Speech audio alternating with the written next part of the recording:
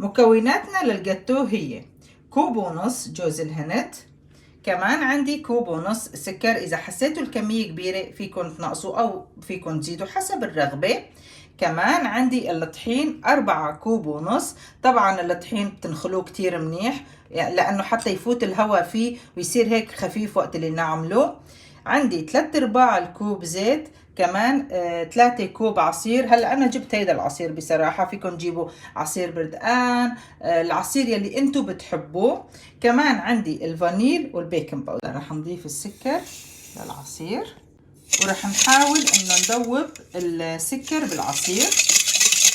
هلا طبعا باثناء ما نحن عم نحضر الجاتو حمينا الفرن. كمان هلا رح ضيف الزيت. هلا الطحين. هلا مثل ما عم تشوفوا بعد ما ضفنا الطحين، طبعا انا عم بمسك التليفون بايد وعم حرك بايد كتير صعب، بس حبيت انه ورجيكم قوامه. هلا رح ضيف جوز الهند، وكمان رح ضيف الفانيل.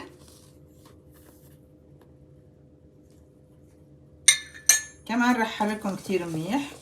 خلطنا المواد كتير منيح. هلا رح ضيف البيكنج باودر، بضيفه بالاخير يا جماعه مثل ما عم تلاحظوا، 1.5 ملعقة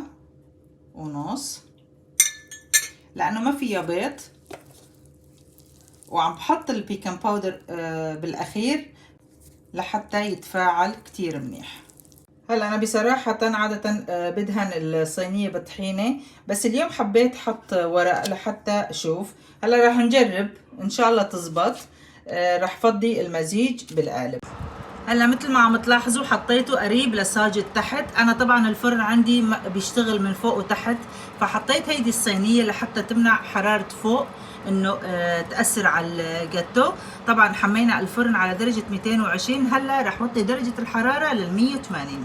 بده تقريبا 45 لل 50 دقيقة. نسيت صور الجاتو قبل ما غلفه، بس رح تشوفوه بالكنيسة.